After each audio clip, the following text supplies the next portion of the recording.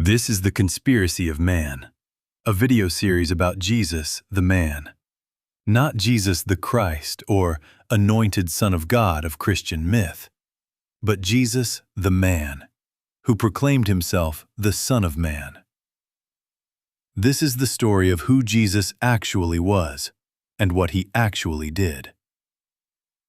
The Conspiracy of Man is a story about the Essene conspiracy to bring down the temple, using Jesus to fulfill the laws of the blood sacrifice. Ancient laws ostensibly established by Moses with YHVH. By offering himself up as the final blood sacrifice of the Paschal lamb, Jesus brought the entire sacrificial system into question. The Temple. The story of Jesus is a story about the Second Temple. The most overlooked aspect of the gospel narrative is the Second Temple. Few Christians ever stop to consider the critical, singular role the temple, its priests, and their sacrificial system have in the story. In fact, the temple is key to the story of Jesus. Until one understands its place in the story, there can be no true understanding of who Jesus was or the mission he undertook. The temple structure was massive. In fact, it was the largest structure in the entire region.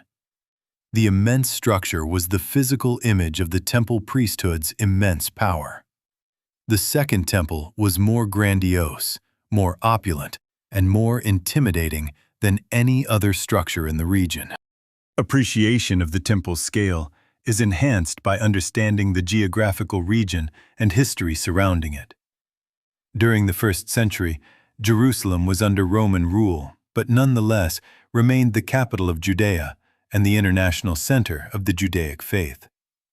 Normally a city of perhaps 100 to 200,000, Jerusalem's population would swell to upwards of 1 million souls 3 times a year during the pilgrim festivals like Passover, Pentecost, and Feast of the Tabernacle.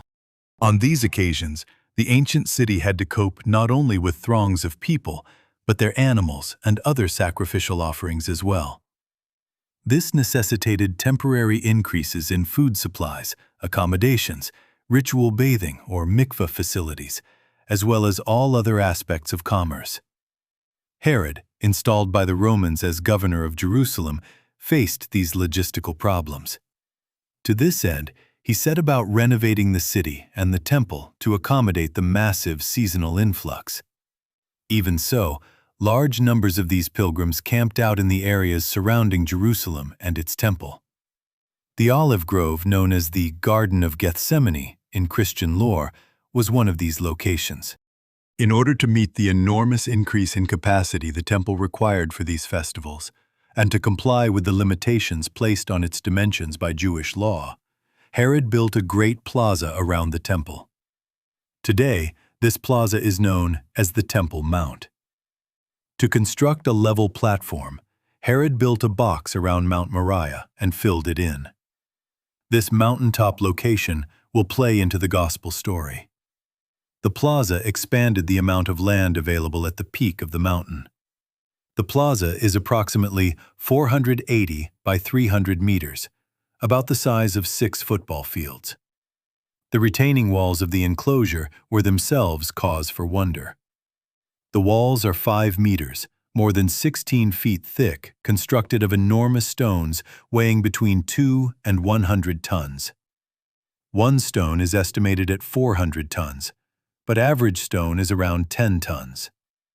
These stones are situated so closely together, not even a piece of paper can fit between them, so no mortar was used.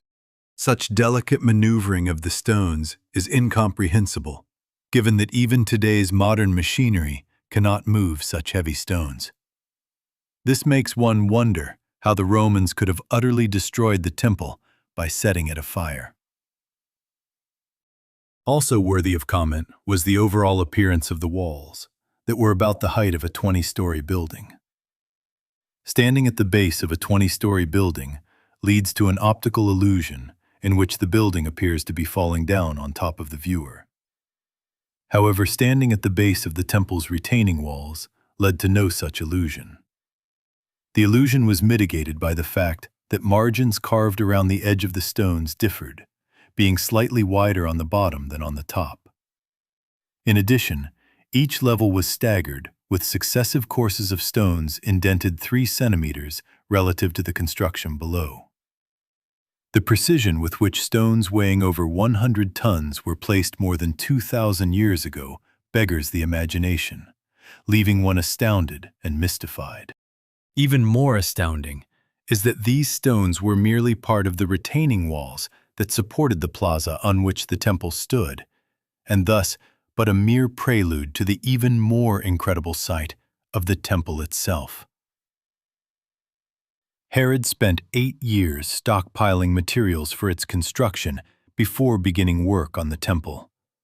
A workforce of 10,000 men began construction.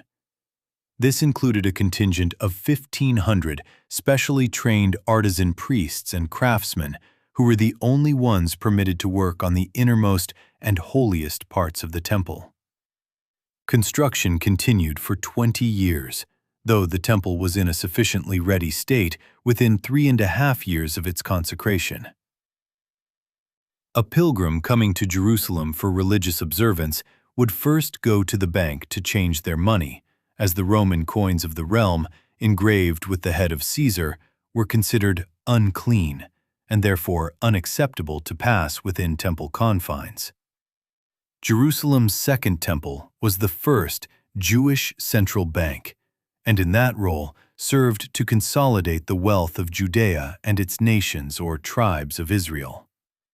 This collectivized wealth gave the priesthood immense power over the region, providing considerable influence among the Roman administrators, who borrowed money from temple coffers to fund construction projects like the aqueducts in the region. Courts of law were also positioned on the Temple Mount's platform. These courts were located in an area called the Royal Portico, or Stoa. To reach this building, from which there was no direct access to the temple's portion of the plaza, one climbed a massive stairway to an overpass that crossed over the main road and the markets running by the western wall. This overpass, that was in fact an arch, demonstrated another unique feat of engineering. The structure was the width of a modern 4-lane highway. It was constructed once again of stones with a combined weight of over 1 kiloton. In order to build the arch, workers had to first build a hill to support its construction. Afterwards, they removed the hill, leaving the archway standing. First-century Jewish historian Josephus describes the Stoa as follows. It was a structure more noteworthy than any under the sun. The height of the portico was so great that if anyone looked down from its rooftop, he would become dizzy, and his vision would be unable to reach the end of so measureless a depth. This from a man who had seen Rome at its height. He also describes the 162 columns that stood in the Stoa as being so large that 3 adult men standing in a circle around one column had to hold hands to circumscribe the base of the column. The temple was one of the largest structure of its day. Its dimensions and grandeur exceeded even Herod's own palaces. One can only imagine the oppressive financial burden this structure represented to first-century Jews, sacrificially taxed to build and maintain it. All this grandeur was accomplished by regularly fleecing temple followers through means of various types of sacrifice dictated by Torah law, in virtually the same manner federal law is used to tax the American public. Primary among these sacrifices was the blood sacrifice. Isn't it interesting the building was designed to keep people looking up from getting dizzy, yet when one looked down from the archway, they got dizzy. During the reign of the Second Temple, vast numbers of Jews streamed into Judea and Jerusalem, outer every nation under heaven, taking with them considerable sums of money in foreign currencies. This is referred to in the famous instance of Jesus driving the money changers out of the temple. Roman coins were unclean, as they were embossed or engraved with the graven image of the emperor. As coins of this nature were not permitted into temple confines, They had to be exchanged for clean temple shekels. While the temple established its basic percentage cut for the exchange, it did not prohibit or establish any limit on vendors charging whatever they felt the market would bear, meaning how much they could extract from a given temple follower. The wealthy might expect one exchange rate, while the poor might expect another. This is how the money changers, or kolubistes, plied their trade. It was just one of the issues Jesus addressed concerning temple law. One should note that, for ancient Jews, the terms clean and unclean had little to do with hygiene issues, as these were in fact legal terms. These terms defined a legal standing or category. To understand these terms in proper context, one should substitute the modern terms legal and illegal. During these transactions, money was often handed over to the temple authorities for safe deposit in the temple treasury.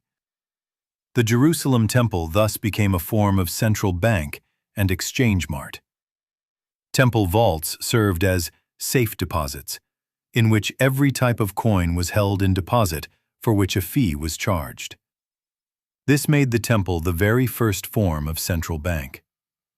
The temple also extracted sacrificial tributes and monies from far-flung regions. These gold deposits were brought into Jerusalem by courier. There are accounts of the Sanhedrin prosecuting couriers for gold thefts. Here is another description of the money changer's financial process. One might note how modern and intricate this process was for its time. Money exchange was carried out by the shulhani, or exchange banker, who would change foreign coins into local currency and vice versa.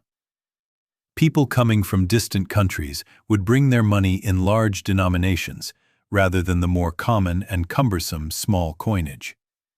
The provision of small change was a further function of the shulhani. For both of these kinds of transactions, the shulhani charged a fee called agio. In rabbinic literature, this is referred to as kolbon, from the Greek word for small coin. This premium charge varied from 4 to 10% of the transaction. The shulhani served also as bankers and would receive money on deposit for investment, paying a small amount of interest at a fixed rate, even though this was a direct and illegal contradiction to Jewish law. Thus, the shulhani had three major functions. 1. Foreign exchange. 2. The changing of large denominations into small ones, and vice versa. And 3. Banking. Three terms for money changer are found in the New Testament. 1. Kermatistes, John 2:14. 2. Kolibistes, Matthew 21:12. And 3. Trapezites, literally shulhani, Matthew 25:27. It seems probable that these three terms correspond to the three functions of the shulhani outlined above. Thus, kermatistes, from kermatizo, to cut small, is one who gives small change. Kolibistes, from kolibos, changed foreign currency, while the trapezites was a banker, from the word trapeza, or table. The shulhanim set up their tables in the outer court of the temple for the convenience of the numerous worshippers, especially those from foreign countries. Excavations around the temple walls have uncovered stores or kiosks, some of which, it has been surmised, were occupied by money changers. The Mishnah states that on the 15th of Adar every year, tables were set up in the provinces as well as Jerusalem for the collection of the statutory annual half-shekel tax on all Jews. And on the 25th of Adar, tables were set up in the temple itself. The activity of the Jewish banker, shulhani, was of a closely defined nature, as his transactions were supposed to be in accordance with the biblical prohibition against taking interest called ribit. The Talmud records much information relating to his activities. An additional and interesting feature of his business was the payment on request of sums deposited with him for that purpose. After changing their money, but before entering the temple, followers of the law were required to immerse themselves in a ritual bath called a mikveh. Despite the arid climate and meager natural water sources, there were many mikveh baths in the city. These baths, necessary for ritual purification, were fed by a series of aqueducts and pipes that stretched over 50 miles or 80 kilometers. After ritual purification, the temple was accessed via the southern or Hulda gates. These gates led to tunnels built under the plaza that then emerged onto the plaza itself. The walls of these tunnels were lined with candles, and the ceilings were carved and painted with intricate geometric designs oddly simulating a Persian carpet. Despite the magnificence of all that has already been detailed, undoubtedly the centerpiece of this majestic complex was the temple itself. A building of shining white marble and gold, with bronze entrance doors. It was said that you could not look at the temple in daylight, as it would blind you. The attention to detail in its construction is perhaps best exemplified by the placement of gold spikes along the temple's roofline to prevent birds from perching and soiling the structure. Interestingly, this is the same function as those halos that circumscribe the heads of statues of saints. On their arrival to the temple, pilgrims could hear the sounds of Levites singing and playing musical instruments at the entrance. Pilgrims would circle around the temple 7 times before watching various rituals performed under the columned porticos surrounding the plaza, listening and talking to priests and other temple authorities. The temple area was divided into areas designed for study, legal matters, sacrifices, libation, etc. These areas were further divided according to social hierarchies defined in ascending order, with Gentile at the bottom, then women, then Israelite, Levite, and finally the priest at the top. Note how nowhere is there any mention of Pharisee in these descriptions. Finally, in the center of the temple lay the innermost chamber, the Holy of Holies, where the Ark of the Covenant was kept behind the veil. Said to be the seat of God, the Ark was in fact the portable vault that most likely once held remnants of the golden calf, made from gold borrowed from the Egyptians during the Exodus. Only the high priest, the Kohen Gadol, was allowed to enter this inner sanctum, and then only once a year on the Day of Atonement. So strict was the law governing entry to this sacred chamber that the high priest had to wear a belt around his waist so that in case of an unexpected death, he could be pulled out without anyone entering the inner sanctum. Temple construction left nothing overlooked. For example, in order to stop the inevitable crowding at the gates that would follow the conclusion of a service, the exiting stairs were designed to encourage people to spread out over a larger area. This attention to detail and the extraordinary feats of engineering were mirrored in the planning of the remainder of the city and its unique surroundings. The roads were made of paving stones weighing up to 19 tons. These stones were so massive they hardly moved even when the equally massive stones from the walls above fell on them during the temple's destruction. Beneath these paving stones lay a complex sewage and water system that enabled collection of water runoff, conserving that scarce resource whose value was accentuated by the requirement for ritual purification and cleansing of sacrificial blood. It was said at the time that a man works 1 day to pay his rent, 1 day to feed his family, 1 day to pay his taxes to Rome, and all the rest went to the temple. This meant fully half the labor of temple followers went into temple coffers. This is probably an exaggeration of the actual financial oppression levied by the temple, but such exaggeration serves to describe the feelings of those being oppressed. Does this type of economic oppression sound familiar?